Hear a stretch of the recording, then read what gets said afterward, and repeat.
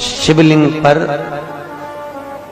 बेलपत्र चढ़ाना, जल चढ़ाना, इसका भी एक नियम होता है कि शंकर जी पे शिवलिंग पर जल कहाँ चढ़ाया जाता है। सबसे पहला जल अगर शंकर जी को चढ़ाने जा रहे हो तो शंकर जी के जो चरण है, जहां से पानी नीचे गिरता है, उसके सीधे वाले भाग पर, अपने हाथ का सीधा भाग, वहां जल चढ़ाओ। फिर जहां लेफ्ट भाग है वहां जल चढ़ाओ। जहां शंकर भगवान का शिवलिंग रखा हुआ है, तीसरे नंबर का जल वहां चढ़ाना चाहिए। चौथे नंबर का जल भगवान शंकर के शिवलिंग पर चढ़ाना चाहिए। पांचवें नंबर का जल ऊपर अगर जलाधारी लगी हो तो उसमें चढ़ाओ, नी हो जलाधारी तो भगवान शंकर का जहां नंदी बैठा है, नंदी का एक पांव ऊंचा रहता है, उस पांव के पास में जल चढ़ाना चाहिए। पांव जल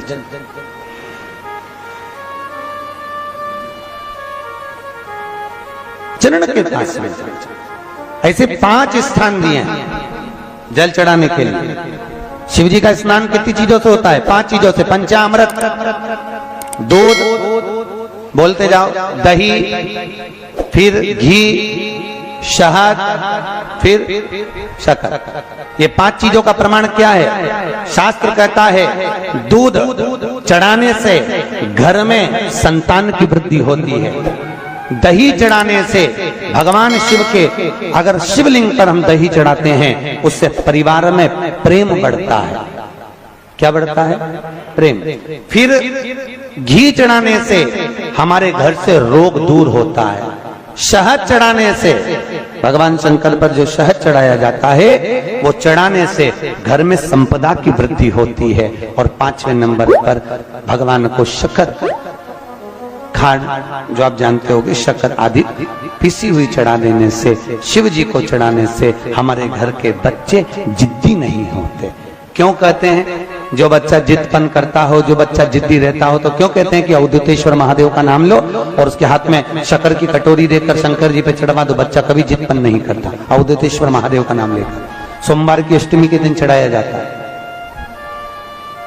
सोमवार की अष्टमी को अवधूतेश्वर का नाम लेकर सूर्य नारायण भगवान को अर्घ दिया, और सूर्य नारायण भगवान को अर्घ देकर जिस पात्र से अर्घ दिया था वही पात्र ले जाकर जल शिव जी को चढ़ा दिया। जैसे कल आपको कथा में कहा था कि रविवार के दिन सूर्य नारायण भगवान को अर्घ देकर सोमवार के दिन उसी पात्र से शंकर को जल चढ़ाया जाए, तो जीवन में जो विघ्न आते हैं, तकलीफें आती हैं, रोग आता है, दुख आता है, कष्ट आता है, बीमारी आती है, या कोई विशेष परेशानी आ जाती है, तो वो अर्घ का कलश ले जाकर उसको जब आप सूर्य को चढ़ा देंगे, खाली हो जाएगा। उसी कलश को मांजना धोना नहीं, उसी को दूसरे दिन शिव जी पर ले जाकर उस जल को समर्पित कर देने पर फल की प्राप्ति। क्यों कहते हैं? जो बच्चा बार बार बीमार पड़ रहा हो, बार बार सर्दी हो रही हो, बार बार बीमार पड़ रहा हो, खांसी चल रही हो, बार बार हॉस्पिटल लेकर भागना पड़ रहा हो बच्चे को, छोटा सा अगर बच्चा है, 8 साल के अंदर बच्चा है और बीमार ज्यादा पड़ रहा है, तो आटे का दिया बनाओ, 4 बत्ती रखो, उसमें तिल्ली का तेल डालो, अवधूतेश्वर महादेव का नाम लेकर बच्चे के ऊपर से 21 बार उतारो और किसी चौराहे पर ले जाकर रख दो। जिंदगी में बच्चा कभी बीमार नहीं पड़ेगा, बच्चा स्वस्थ रहे, आनंद में रहे, आनंद में रहे, स्वस्थ की मूल। और वैसे भी प्रथम सुख, अरे बोलो तो, निरोगी काया।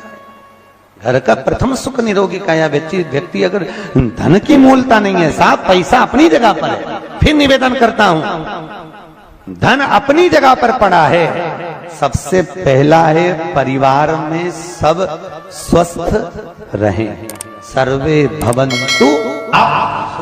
कभी दुख की घड़ी चल रही है, कभी समस्या चल रही है, तकलीफ चल रही है, रोग चल रहा है, बीमारी चल रही है, कष्ट बहुत है, तो उसके दरवाजे पर जाकर इस माथे को थोड़ा सा झुका लो।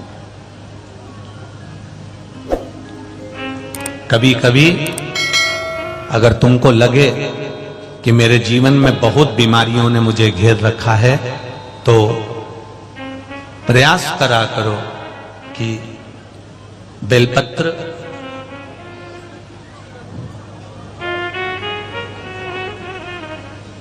जो ये बेलपत्र होती है, इस बेलपत्र की जो ये डंडी होती है, इस बेलपत्र को अशोक सुंदरी वाली जो जगह होती है वहां पर इसका चढ़ाकर डंडी का जो भाग है वो शिवलिंग की ओर हो जाए और यहीं से जल चढ़ाते चढ़ाते चढ़ाते चढ़ाते अशोक सुंदरी से जल चढ़ाते चढ़ाते ओमकार जैसा, ओमकार जब हम अशोक सुंदरी से चालू करेंगे तो वो जल पहले गणेश जी के पास जाएगा, फिर वापिस अशोक सुंदरी के पास आएगा, अशोक सुंदरी से कार्तिकेय के पास जाएगा, कार्तिकेय से महादेव के पास जाएगा।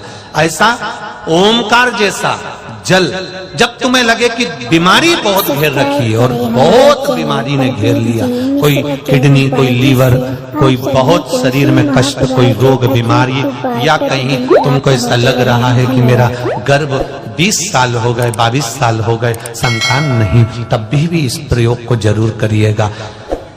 डंडी का मुख शिवलिंग की ओर, पत्ती का मुख अशोक सुंदरी की ओर, जल चढ़ाते समय अशोक सुंदरी से धार चालू कर कर गणेश जी पर, गणेश जी मालूम है ना सबको कहां गणेश जी होते हैं, कहां कार्तिकेय होते हैं, एक बार समझ लो उसको भी अच्छे से।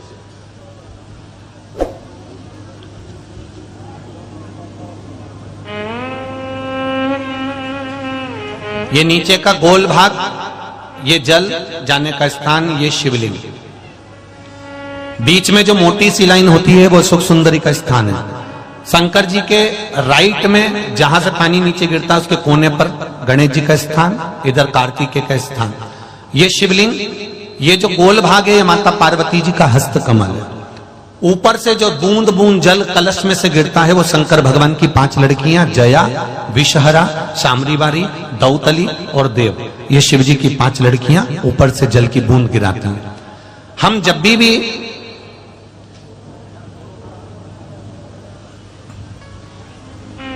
अगर इस कार्य को कर रहे हैं तो बेलपत्री जो चढ़ा रहे हैं वो अशोक सुंदरी वाली जगह पर बीच में चढ़ा दिया, डंडी का मुख इधर, जल चढ़ाना यहीं से चालू करा, यहाँ से गणेश जी पर गया, गणेश जी से अशोक सुंदरी का आया, अशोक सुंदरी से कार्तिकेय पर आया, कार्तिकेय से देवादिदेव महादेव पर आया। ये ओम बिंदु जल है, इसको हरिओम जल भी कहता है।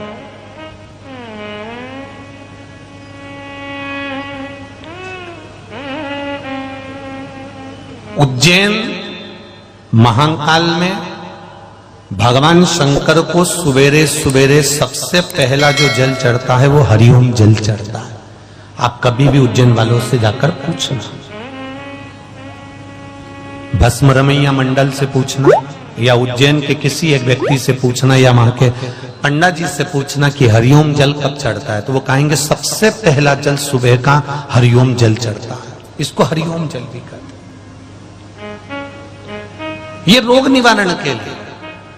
घर में गंगा जल है तो एक प्रयास करके देखिएगा, कोई कार्य के लिए आप जा रहे हैं और वो कार्य अटक रहा है, नहीं हो रहा, बहुत प्रयास कर लिया आपने, होना ही चाहिए।